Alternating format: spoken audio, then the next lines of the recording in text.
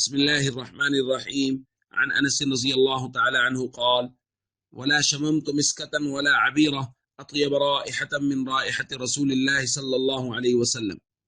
حضرت انس رضی اللہ تعالیٰ عنہ نبی پاک صلی اللہ علیہ وسلم کی خصوصیات بیان کرتے ہوئے ارشاد فرماتے ہیں کہ میں نے کبھی کوئی مشک اور عنبر کی خوشبوئیں بھی نبی پاک صلی اللہ علیہ وسلم کے مبارک بدن سے زیادہ عمدہ محسوس نہیں کی، نہیں سونگی.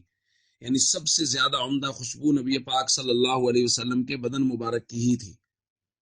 ایک دوسری روایت میں بیان فرماتے ہیں: دخل علینا النبی صلی اللہ علیہ وسلم، نبی پاک صلی اللہ علیہ وسلم ہمارے گھر میں تشریف لائے. فقال عندنا، اور حضور نے ہمارے پاس قیلولہ فرمایا. فعرق، حضور علیہ الصلوۃ والسلام کو پسینہ آیا. وجاءت امی بقارورہ، میری والدہ ایک بوتل لے آئے.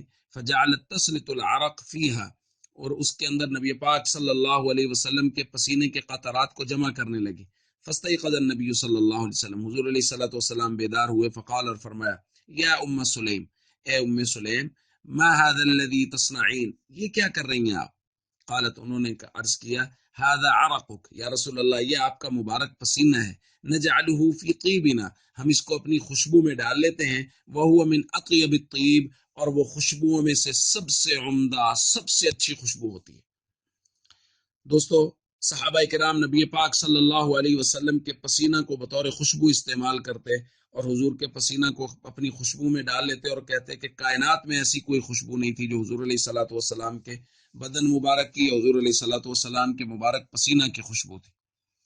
دوستو، یہ تمام تر خصوصیات اللہ رب العزت نے ہمارے آقا حضرت محمد کریم صلی اللہ علیہ وسلم کو دی ہیں، اور ہمیں چاہیے ہم حضور علیہ الصلوۃ والسلام کے خوشبودار اعمال، حضور علیہ الصلوۃ والسلام کے طریقوں کے مطابق اپنی زندگیاں گزارنے کی کوشش کریں. کیسی عجیب بات ہے، اتنے جلیل القدر اور خصوصیات والے پیغمبر اللہ نے ہمیں دیے ہیں، اور ہم غیروں کے طریقوں پر چل رہے ہیں. ہماری شکلیں غیروں جیسی، ہمارے اعمال غیروں جیسے، اور ہم غصے میں ہوں تو ہم غیروں جیسا کام کرتے ہیں، ہم پیار میں ہوں تب ہم غیروں جیسا کام کرتے ہیں.